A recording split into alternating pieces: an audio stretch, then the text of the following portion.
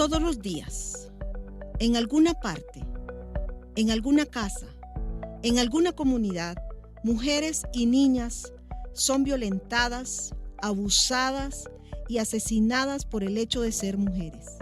¿Por qué sucede esto? Y más importante aún, ¿cómo podemos prevenirlo?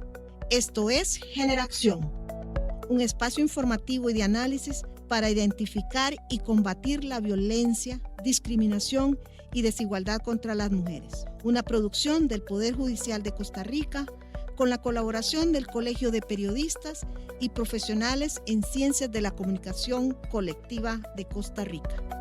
Generación.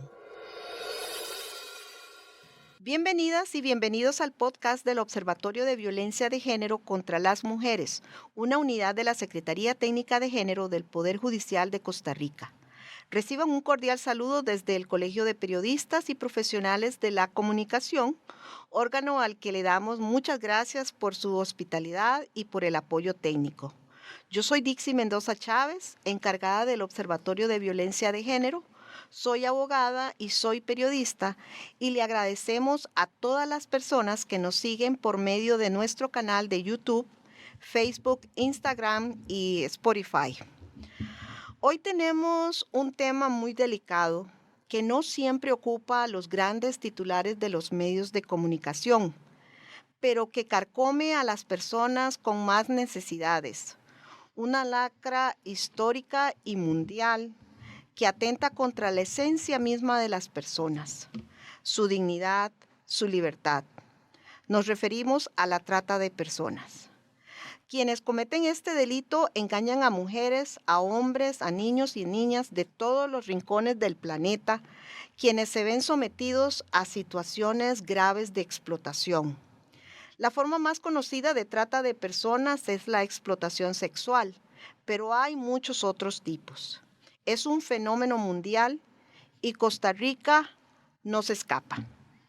Para que nos ayude a contextualizar este problema, pero sobre todo a concientizar con miras a contribuir en su prevención, combate y sanción, contamos hoy con la presencia de la licenciada Eugenia Salazar Elizondo, fiscal adjunta de trata de personas. Doña Eugenia es licenciada en Derecho de la Universidad de Costa Rica, máster en Derecho Penal de la Universidad Internacional de las Américas y se ha desempeñado como fiscala del Ministerio Público de Costa Rica desde 1995 y ha ocupado varios puestos, comenzando como fiscal auxiliar de la Fiscalía Adjunta Penal Juvenil, fiscala auxiliar de la Unidad Especializada de Delitos Sexuales y Violencia Doméstica. Durante 10 años se desempeñó como fiscal adjunta de género y desde el año 2018 ocupa el cargo de fiscal adjunta contra la trata de personas y el tráfico ilícito de migrantes. Además, ha sido integrante de varias comisiones del Poder Judicial y de carácter nacional, todas vinculadas a los temas de género, la niñez y la adolescencia. Es integrante de la Coalición Nacional contra el Tráfico Ilícito de Migrantes y la Trata de Personas, CONAT, y la representante del Ministerio Público en varias redes internacionales dedicadas al tema de trata de personas. Bienvenida, doña Eugenia, y muchas gracias por aceptar nuestra invitación. Muy buenos días, gracias por el espacio que se le brinda a esta jefatura de esta Fiscalía Especializada que tiene como delitos a investigar la trata de personas y el tráfico ilícito de migrantes. La verdad es que es un espacio que considero importante para de alguna manera hacer llegar a la población y a quienes escuchen este podcast alguna información que les permita entender, conocer y, cuidado y si no, en algunos casos identificar y derivar situaciones de posible trata de personas en cualquiera de las formas en las que este delito se manifiesta. No, muchas gracias a usted. Doña Eugenia, para entrar de una vez en materia, es muy importante que dediquemos los primeros minutos a aclarar el concepto de trata de personas.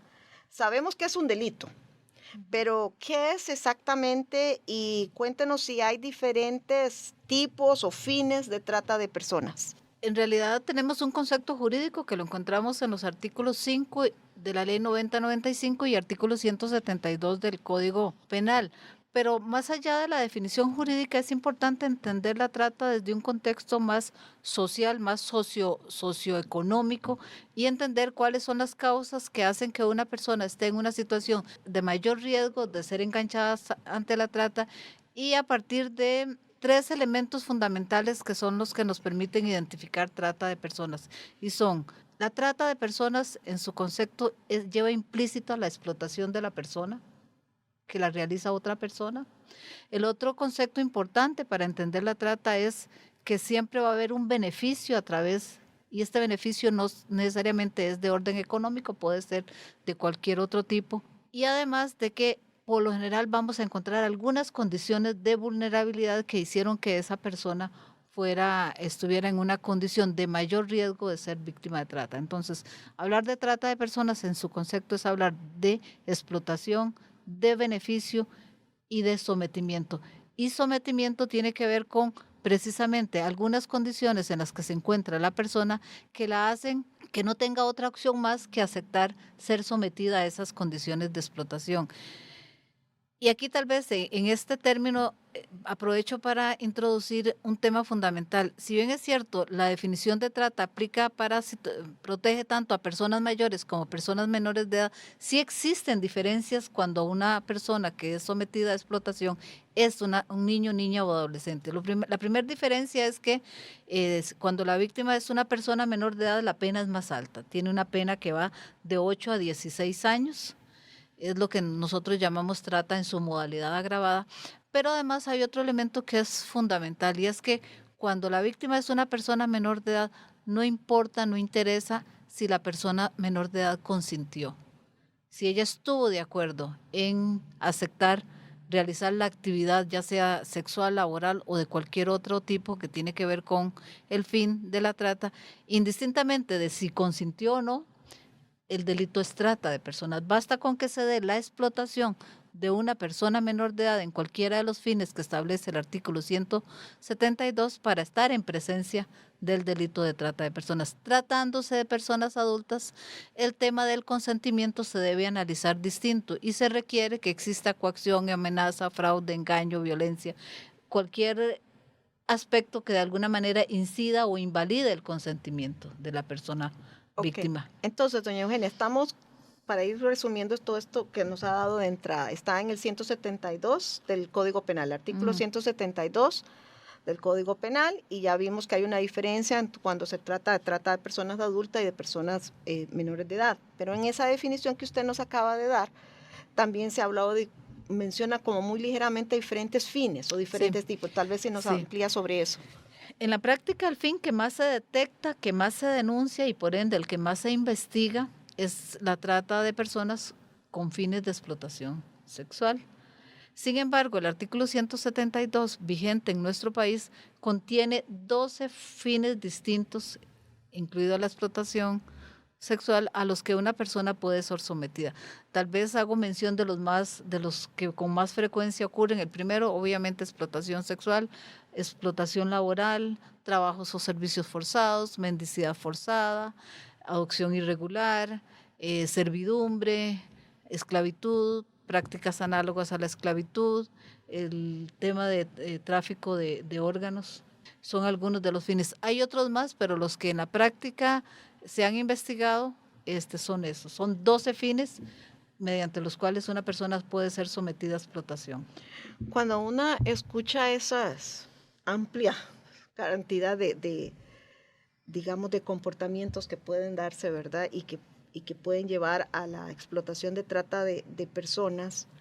Y usted mencionó una palabra ahí que no deja de llamarnos la atención, que es la esclavitud. Es que estamos hablando, ¿verdad? Estamos en el 2023. ¿Cómo es posible que todavía escuchemos, ¿verdad?, de ese tipo de comportamientos? Y definitivamente, como hablábamos al inicio, son delitos contra la humanidad, contra los derechos humanos de las personas. Y decíamos que es un problema en todo el mundo. Basado en su experiencia, usted está desde el 2018 en este trabajo, ¿verdad? ¿Qué tan grave es este delito en Costa Rica? No sé si usted tiene algunos números que nos pueda compartir de lo que se denuncia, ¿verdad? Porque también ese es otro asunto. Bueno, tal vez aquí volvemos a lo que ya mencioné, cuál es la incidencia, qué es lo que más se denuncia, qué es lo que más se detecta, es la trata con fines de explotación sexual. Sin embargo, digamos que en los últimos años se han empezado a detectar situaciones de trabajos o servicios forzados, de explotación laboral, de mendicidad forzada. Hemos tenido por lo menos 2 casos por año. A partir del 2020 hemos identificado personas adultas mayores o personas con discapacidad que son explotadas a partir del sometimiento a la mendicidad forzada, adopción irregular. En realidad, la estadística a veces, o la no estadística nos habla, ¿verdad? Nos habla de cuando el dato es muy alto, muy bajo. Si usted revisa la estadística que generan agencias de Naciones Unidas como la UNOC o como la UNICEF o la OIT, o distintas agencias que de alguna manera están relacionadas con el tema de trata, ellos hablan de cifras muy altas a nivel mundial y tal vez coinciden con Costa Rica en que el fin al que mayor ocurre a nivel mundial es trata de personas con fines de explotación sexual y que la mayor cantidad de víctimas son mujeres. Sin embargo, estas otras modalidades, me parece a mí que lo que hay es una cifra oculta donde posiblemente la gente no identifique situaciones de explotación o de esclavitud como un delito y por eso hay una baja denuncia. Entonces, cuando hablamos de estadísticas, les puedo decir un año en específico, en el año 2021, en medio contexto de la pandemia, ¿verdad? Que definitivamente marca un antes y un después en este delito. En ese año se identificaron, y aquí hago énfasis en la palabra identificaron, porque hay muchas otras denuncias donde no se logran identificar víctimas, pero identificadas en ese año tuvimos a 33 personas. De estas 33 personas, 16 eran personas menores de edad, mujeres. Las otras 16 eran personas mayores de edad, adultas, mujeres también, y una persona transgénero. Y la mayor, el fin que más se denunció fue trata de personas con fines de explotación sexual, lo cual coincide con la estadística mundial, seguida de explotación laboral, mendicidad forzada y trabajos y servicios forzados. Pero de esas 33 causas o víctimas identificadas, 26 de ellas fueron sometidas a explotación sexual. Y tal vez contar que en ocasiones tenemos a una víctima que fue sometida a explotación sexual, pero que también hubo una servidumbre doméstica, que también hubo trabajos o servicios forzados. En ocasiones una víctima es sometida en ese contexto de explotación a diferentes fines. Entonces podríamos decir que tenemos un caso donde la víctima sufrió explotación sexual junto con explotación laboral, junto con trabajos o servicios forzados, y entonces tal vez por eso la estadística van a decir, bueno, 33 víctimas, y cuando hacen el recuento de la cantidad de fines aparecen más fines, y es por eso, porque a veces los fines se unen en una misma situación. ¿Y son personas que están atrapadas en un espacio físico que no se pueden movilizar? ¿O cómo es que funciona en la práctica esto? Usted mencionaba ahora el tema de la esclavitud y de cuál es el concepto que priva en el imaginario colectivo de esclavitud. Se habla de trata de personas como una forma de esclavitud moderna, se habla de la trata de personas como una forma contemporánea de esclavitud. Y esto tiene que ver con el hecho de que en la actualidad una persona que es víctima de explotación sexual mayor de edad puede tener libertad ambulatoria. Puede ser que todos los días se traslade desde su casa hasta el centro donde es el centro de explotación. Cumplido el horario, sale de ese lugar y regresa a su casa. Puede ser que no exista ningún impedimento físico, pero hay otro tipo de controles que tienen que ver con las condiciones, primero las condiciones a veces de vulnerabilidad y de necesidad en la que se encuentra la víctima, pero además con las condiciones en las que se ejecuta y se materializa la explotación. De pronto la víctima está de acuerdo en ofrecer o brindar servicios sexuales a cambio de una suma de dinero determinada por el sujeto activo o el tratante y con un horario definido, y hasta ahí, digamos, los hechos que he descrito se conocen o están tipificados en nuestra ley penal como proxenetismo. Y el proxenetismo implica que la víctima acepta realizar esa actividad por un precio, de ese precio una cantidad determinada va a ir al proxeneta y en un horario específico. hasta ahí no hay ningún elemento que nos permita decir eso es trata de personas. Sin embargo, cuando ya se materializa la explotación, en el momento en que se ejecutan los actos de explotación, se empiezan a identificar una serie de mecanismos de control y de condiciones, a veces de violación de derechos humanos y de sometimiento y de trato inhumano y de explotación, que no tiene nada que ver con esas condiciones iniciales. O sea, hay un cambio en las condiciones en las que la persona acepta una cosa, pero en la realidad la obligan a realizar actividades que no, con las que ella no había estado de acuerdo desde un inicio. ¿Como cuáles? De pronto le dicen, bueno, tiene que venir a trabajar todos los días, no puede faltar al trabajo, si falta le tiene que pagar al tratante. O sea, usted faltó el lunes y por no haber ido el lunes a trabajar le tiene que pagar al tratante 40,000 colones. Entonces ahí ya empezamos a identificar una serie de condiciones que tienen que ver con explotación. ¿Cuál es otro ejemplo? Bueno, no pueden salir a trabajar, a realizar esa actividad fuera del local. Si lo hacen, también le tienen que pagar al tratante. Les cobran, les establecen multas. Si llegaron tarde, les cobran una multa. Si faltan, ya le di el ejemplo de pagar 40,000 colones. Les cobran multas por si un cliente se queja de la forma en que fue atendido. Entonces, si usted analiza esa forma en la que se está ejecutando la explotación, ya pasó de ser una actividad donde la persona voluntariamente, y abro y cierro comillas, decide brindar servicios sexuales, a una situación donde hay un tercero que está imponiendo una serie de condiciones mediante las cuales somete a esa persona a explotación, y a partir de ahí es donde identificamos situaciones violatorias de derechos humanos. Doña Eugenia, usted mencionó, estamos claros que la trata de personas para la explotación sexual es la que más se conoce y si se quiere tal vez hasta la de mayor incidencia. Pero usted también ha mencionado una palabra ahí que me quedó dando vuelta, que es la mendicidad. Y esa automáticamente me lleva a pensar en los niños y en las niñas. No sé si nos puede andar un poquito sobre esa situación en Costa Rica. Vea que yo hablé de mendicidad forzada. Ok. Porque si es una persona que se dedica, como hay muchos casos, a pedir limosna, estamos ante una actividad que no reviste, no tiene ninguna connotación jurídica. Pero en el momento en que una persona menor de edad, una persona adulta mayor o una persona con discapacidad sea obligada, manipulada, coaccionada o utilizada para pedir limosna, ya ahí esa actividad que era meramente individual, personal, como una decisión voluntaria, deja de ser pedir limosna y ya estamos en el campo que podría ser, analizando todo el contexto, mendicidad forzada. En el caso de las personas menores de edad, yo mencioné que hay una gran diferencia cuando la víctima es una persona menor de edad, cuando es una víctima mayor de edad. Y ya yo dije que el consentimiento en las personas menores de edad no vale. Entonces, si hay una persona menor de edad que es llevada por un adulto X y que la tienen pidiendo limosna, aunque la persona menor de edad diga que ella está de acuerdo y que ella quiere hacer eso, como el consentimiento no es válido, hay que analizar si hay una situación de explotación a través del fin de mendicidad forzada.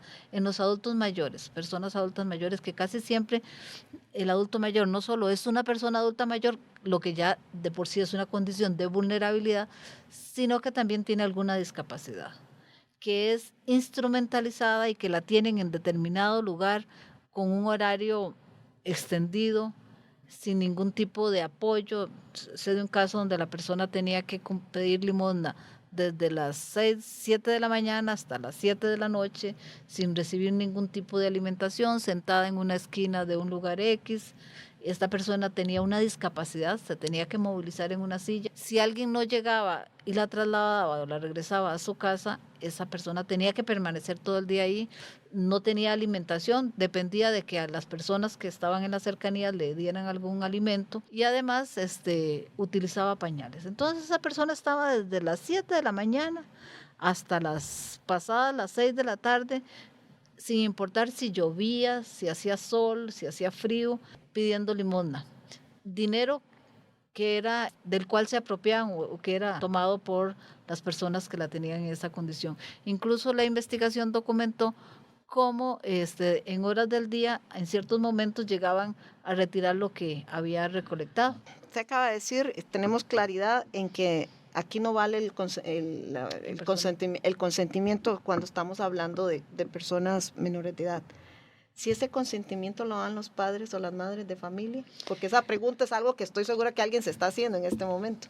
Es que los padres y las personas que tienen la guarda, custodia o que son responsables de personas menores de edad no pueden consentir sobre esa actividad, porque usted ya mencionó, el delito de trata es un delito que se comete contra los derechos humanos y que afecta la dignidad de las personas. Y recordemos que los derechos humanos tienen varias características, una de ellas es que son irrenunciables. Pero además de eso, si estamos en el campo de personas menores de edad, aunque los papás hayan consentido, digamos, ese consentimiento, a ellos no les corresponde consentir. Y de pronto a veces los papás no son los que consienten, sino son los que tienen a las personas menores de edad en mendicidad forzada. Tenía que hacerla, porque yo estoy segura que muchas personas escuchan eso y dicen, no, pero los papás o las mamás estaban dando, pero eso es importante que se diga con todas sus letras y quería que lo escucharan de parte suya. Hemos estado hablando, por lo menos por lo que usted está mencionando, sobre algunas características de estas víctimas, ¿verdad? ¿Ustedes pueden decir cuál es el perfil, si hubiera algún perfil de las víctimas aquí en Costa Rica? Y me refiero a algunos datos, como por ejemplo, ya usted algo ha mencionado, si la mayoría son mujeres o no en cuanto a sexo, si la nacionalidad o si no estamos como para establecer un perfil. No, yo no hablaría de un perfil, sí hablaría de condiciones estructurales que generan que una persona esté en mayor riesgo de ser enganchada ante la trata. Y esas condiciones son económicas, culturales, sociales, políticas y demás. ¿Qué circunstancias pueden hacer que una persona esté en mayor riesgo? Ser mujer, nacional de otro país, sin documentos, con baja escolaridad, en condición migratoria irregular. Aclaro, no estoy diciendo que todas las personas migrantes son víctimas de trata, pero sí, y además de eso agréguele que no tiene empleo. Todas esas circunstancias personales, económicas y sociales hacen que esa persona, en ocasiones, la única lugar donde pueda ofrecer o donde le van a dar trabajo sea en un centro de explotación. El ser persona menor de edad, pero tampoco quiere decir que todas las personas menores de edad son víctimas de trata, sino que hay condiciones estructurales que provocan o que generan que una persona esté en mayor riesgo. Una de esas condiciones que usted ha mencionado, yo quiero como explorar esta idea. La gente puede pensar que tal vez que una mayoría pueden ser extranjeras a quienes les quitan los pasaportes, porque eso es como muy típico de pensarlo en este tema, ¿verdad? Pero son extranjeras la mayoría, al menos de los casos que ustedes han trabajado, o son costarricenses. La mayor cantidad de víctimas identificadas son nacionales de Costa Rica, pero también hay extranjeras. Y aquí aprovecho para un poco desmitificar ese tema de que la víctima no le quitan los documentos. Y entonces, si encontramos una situación donde hay explotación de acuerdo a lo que he estado definiendo en esta conversación, pero la persona tiene sus documentos, entonces decimos, no hay trata. Vieras que no, ya eso de que le quitan los documentos no es tan, digamos, no es que no se da, sí hay situaciones donde les quitan los documentos, pero no necesariamente. Y en el caso, por ejemplo, de que la víctima de explotación sea una costarricense, evidentemente no le van a quitar los documentos. Existen otros mecanismos más sutiles para lograr de alguna manera obligar a la persona o someter a la persona a explotación. No necesariamente tiene que ser quitarle los documentos o violencia física. A veces los mecanismos tienen que ver con la situación de necesidad en la que está la persona, donde tiene una responsabilidad familiar, tiene hijos, padres o personas que dependen económicamente de ellas, no tiene trabajo y si pierden ese trabajo se quedan sin sustento para los hijos. Entonces, ahí es cuando yo hago referencia a esas condiciones que hacen que la persona esté sometida a esa condición y que no tenga otra opción. Y por eso a veces la gente dice, es que esa persona decidió trabajar en eso. Mire, hay que analizar las condiciones y las circunstancias en las que una persona, hombre o mujer, aunque la mayor cantidad son víctimas mujeres, pero no podríamos descartar un hombre que sea sometido a alguna forma de explotación sexual o de otro tipo, y donde hay que analizar para determinar si estamos ante hechos que podrían ser trata de personas es en las condiciones en las que se materializa la explotación y además las condiciones que hicieron que esa persona estuviera en una situación de mayor riesgo o en una condición de vulnerabilidad ante la trata. En el caso de adultos mayores y de personas con discapacidad, además de a veces condiciones económicas, está la condición física, ¿verdad? La adultez como tal y las implicaciones que tiene ser una persona de 80 años con una dependencia de la persona que entre comillas la estaba cuidando o protegiendo, donde no podríamos hablar de que ella aceptó, sino esas condiciones son válidas. Podríamos decir que esa persona válidamente como un acto voluntario está pidiendo limosna, o son todos estos elementos los que hacen ella pidiendo limosna, pero como un acto de mendicidad forzada por parte de quien la tiene en esa condición.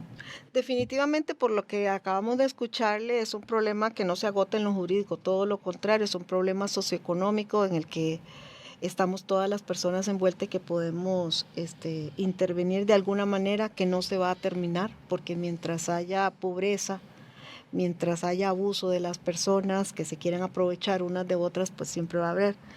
Solo como para ir cerrando, porque obviamente en una conversación no lo vamos a agotar, un tema que es sumamente complejo. Quería como preguntarle cuáles son, desde el área en la que usted trabaja, cuáles son los desafíos que persisten para el sistema de justicia nacional, y sobre todo cómo las personas que no estamos inmersas en este problema, que estamos escuchando y que cada una desde nuestra área podemos hacer algo, cómo podemos colaborar en su combate. Sí, tal vez lo que voy a decir, van a decir, pero bueno, su ámbito, su área de trabajo es justicia penal, es el ámbito penal, ¿verdad? A través de la investigación.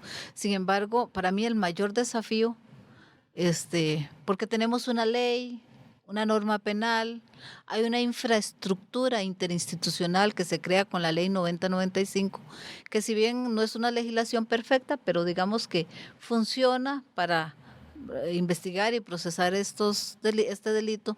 Sin embargo, para mí donde está el desafío y el reto es en la parte de prevención. Me parece que falta prevenir a partir de divulgación de qué es la trata de personas, pero no diciéndole a la población, mire, el artículo 172 del Código Penal, porque la norma jurídica que tenemos nosotros vigentes es un tipo penal sumamente complejo, que a veces incluso desde la práctica forense como fiscal a veces lo leo y lo vuelvo a leer y digo, sí, es una norma muy compleja. El fenómeno de trata o las situaciones de trata como fenómeno sociojurídico o o social es muy complejo. Y donde para mí el Estado costarricense debe poner el mayor esfuerzo es trabajar en prevención y lograr que las instituciones que están en la línea de primera respuesta, que trabajan prevención y atención, tengan el conocimiento y las herramientas suficientes para detectar situaciones de trata, para que esas situaciones lleguen a la fiscalía, porque el principal desafío de la fiscalía, ¿cuál es? Que hay poca denuncia, porque hay poca detección. Y quiénes son las personas, qué instancias o personas funcionarias están en posibilidad de detectar.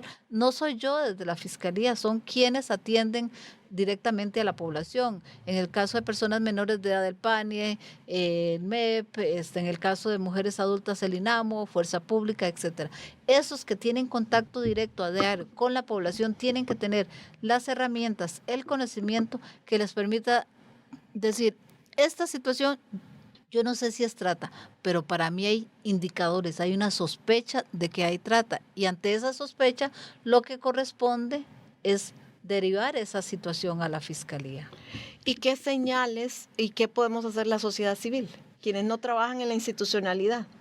Les hablé de esclavitud moderna, ¿verdad? Antes era muy fácil en la época de la colonia y en la época en la que todos a través de las películas hemos identificado la esclavitud, la esclavitud de las personas, el fenómeno era muy visible, ¿verdad? Era, oye, simplemente tenían en un lugar X a un poco de personas trabajando, haciendo trabajos forzados, con otra que vigilaba y que inclusive estaba dispuesta a dispararle si esta persona escapaba. Digamos que ahí no hay mucho que analizar para decir, bueno, eso es trata. En la actualidad podrían haber de esos casos, y tenemos algunos, pero la mayoría, los mecanismos de coerción, de sometimiento y de control que ejercen los tratantes sobre la víctima son más sutiles. Y entonces, si nos vamos a la modalidad o al fin que más se detecta, que es explotación sexual, decirles tal vez que cuando, para empezar, si se dan cuenta que una persona menor de edad está siendo víctima de explotación sexual, eso es trata. No tienen que hacer ningún análisis. O sea, si hay un tercero que está promoviendo, facilitando, favoreciendo o ejecutando la explotación de una persona menor de edad, sin hacer ningún análisis, no se preocupen, reporten esa situación porque es trata. Cualquier persona menor de edad que esté siendo sometida a alguna de los fines de explotación que refiere el artículo 172 que ya mencioné, eso es trata. Con las personas adultas es un poco más complicado, ¿verdad? Ahí inclusive hay que entrar a analizar, bueno, esa persona está ejerciendo, y abro y cierro comillas, la prostitución como un acto voluntario, o hay condiciones mediante las cuales esa persona está siendo víctima de explotación. No es tan sencillo. Lo que yo pienso que es importante, ahora en redes sociales hay mucha información que podrían, en plataformas y demás, que dan algunos indicadores. Lo que pasa es que los indicadores no son como una lista que usted empieza a marcar, este sí, este no. Pero en todo caso, si alguna persona de la sociedad civil tiene conocimiento de alguna situación que se acerque a lo que hemos estado conversando esta mañana, la Fiscalía tiene correos y tiene números de teléfono y puede reportar la situación. Lo más que puede pasar es que la situación que está reportando no se trata, y ante esa realidad no pasa nada. O sea, el problema más bien sería que de verdad se trata y que no lo reporten, porque nosotros, una vez que recibimos una referencia, una noticia crimen, nosotros vamos a verificar.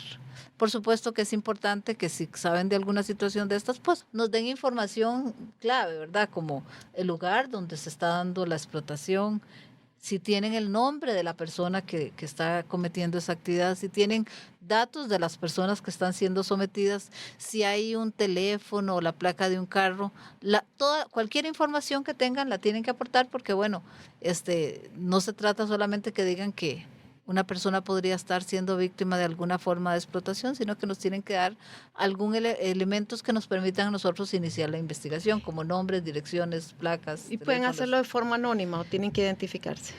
Yo no creo en las denuncias anónimas. Yo más bien promuevo las denuncias confidenciales. La denuncia confidencial implica que la persona que da la información sí nos facilite datos para poderla localizar.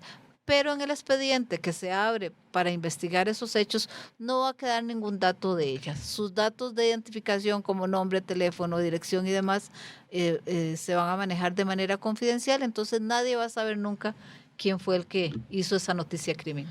No, muchísimas gracias. Esa aclaración última es fundamental, ¿verdad? Porque la gente a veces no tenemos claro en cuanto a eso, pero sabiendo que pueden hacerlo de forma confidencial, nos ayuda mucho a pues apoyar en este trabajo. Es claro que es como lo decía antes, es un tema complejísimo, ¿verdad? Es un tema que necesita el abordaje y la intervención de muchas personas, pero siempre cada una o cada uno, desde nuestro metro cuadrado, como se dice, ¿verdad? Popularmente podemos estar alertas, estar atentas y atentos a estas señales que usted nos ha mencionado, de que hay a nuestro alrededor, denunciarlo cuando podemos hacerlo, y es lo mínimo que podemos hacer. Muchas gracias, doña Eugenia, por su participación en este podcast, por toda la información tan valiosa que nos ha proporcionado. También muchas gracias a las personas que nos escuchan y a las que pueden hacer una diferencia en el combate a este flagelo. Y a los que siguen a nuestros podcasts, muchísimas gracias. Y pues por supuesto al Colegio de Periodistas y Profesionales en Comunicación Colectiva de Costa Rica. ¿Una despedida? No, más bien la que da las gracias soy yo por el espacio y espero que la información que hemos conversado esta mañana sea de utilidad y facilite algunos procesos de identificación, derivación y denuncia de posibles casos de trata de personas. Hasta pronto. Esto fue Generación, un podcast del Observatorio de Violencia de Género contra las Mujeres y Acceso a la Justicia, oficina adscrita a la Secretaría Técnica de Género y Acceso a la Justicia del Poder Judicial de Costa Rica.